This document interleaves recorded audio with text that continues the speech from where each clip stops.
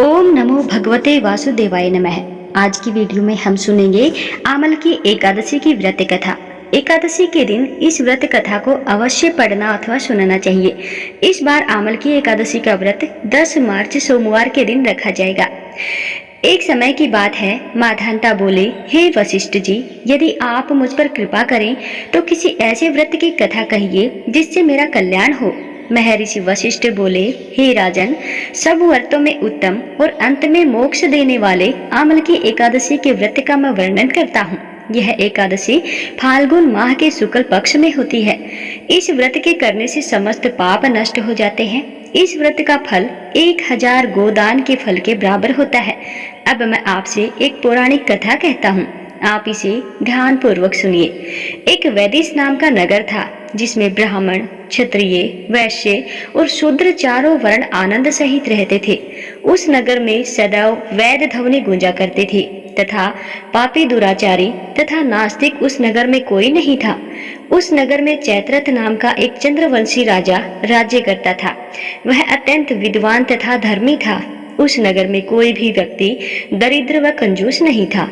सभी नगरवासी विष्णु भक्त थे और आबाल वृद्ध स्त्री पुरुष एकादशी का व्रत किया करते थे। एक समय फाल्गुन मास के शुक्ल पक्ष की आमल की एकादशी आई। उस दिन राजा, प्रजा तथा बाल वृद्ध सबने हर्ष पूर्वक व्रत किया। राजा अपनी प्रजा के साथ मंदिर में जाकर पूर्ण कुंभ स्थापित करके धूप, दीप, नैवेद्य, पंचरत्न आदि से आंवले का पूजन करने लगे और इस प्रकार स्तुति करने लगे, हे धात्री, तुम ब्रह्म स्वरूप हो, तुम ब्रह्मा जी द्वारा उत्पन्न हुए हो और समस्त पापों का नाश करने वाले हो। तुमको नमस्कार है। अब तुम मेरा अर्घ्य स्वीकार करो। तुम श्री रामचंद्र जी द्वारा सम्मानित हो। मैं आपकी प्रार्थना करता हूँ, अतः आप मेरे समस्त पापों का नाश करो। उस मंदिर में सबने रात्रि को जागरण किया। रात में वहाँ एक बहेली आया जो अत्यंत पापी और दुराचारी था।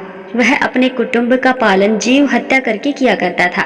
भूख और प्यास से अत्यंत व्याकुल वह बहेलिया इस जागरण को देखने के लिए मंदिर के एक कोने में बैठ गया और विष्णु भगवान तथा एकादशी महात्म्य की कथा सुनने लगा। इस प्रकार अन्य मनुष्यों की भांति उसने भी सारी रात बिताकर जागरण किया। प्रातः काल होते ही सब लोग अपने घर चले गए तो बहेलिया भी अपने घर चला गया। घर जाकर उसने भोजन किया। कुछ समय बीतने के पश्चात उस बहेलिया की मृत्यु हो गई।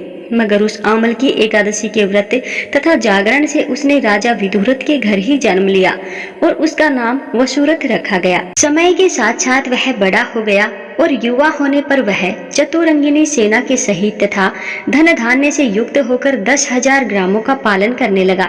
वह तेज में सूर्य के समान, कांति में चंद्रमा के समान, वीरता में भगवान विष्णु के समान और क्षमा में पृथ्वी के समान था। वह अत्यंत धार्मिक, सत्यवादी, कर्मवीर और विष्णु भक्त था। वह प्रजा का समान भाव से पालन करता था। दान देना उसका नित्य कर्तव्य था। एक दिन राजा शिकार खेलने के लिए गया। देव योग से वह मार्ग भूल गया और दिशा ज्ञान न रहने के कारण उसी वन में एक वृक्ष के नीचे सो गया। कुछ देर बाद वहां पर पहाड़ी मल्लेच्छ आ पहुंचे और राजा को अकेला देखकर मारो मारो शब्द करते हुए राजा की ओर दौड़े।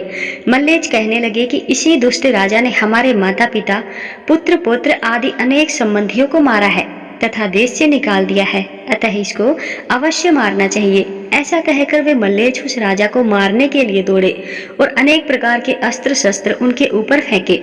वे सब अस्त्र शस्त्र राजा के शरीर पर गिरते ही नष्ट हो जाते और उनका वार पुष्प के समान प्रतीत होता। अब उन मल्लेच्छों के अस्त्र शस्त्र उन्हीं पर उल्टा प्रहार करने लगे, जिससे वे मूर्छित होकर गिरने लगे। उसी समय राजा के शरीर से एक दिव्य स्त्री उत्पन्न हुई।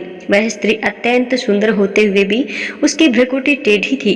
उसकी आंखों से लाल लाल अग्नि निकल रही थी, जिससे वह दूसरे काल के समान प्रतीत होती थी।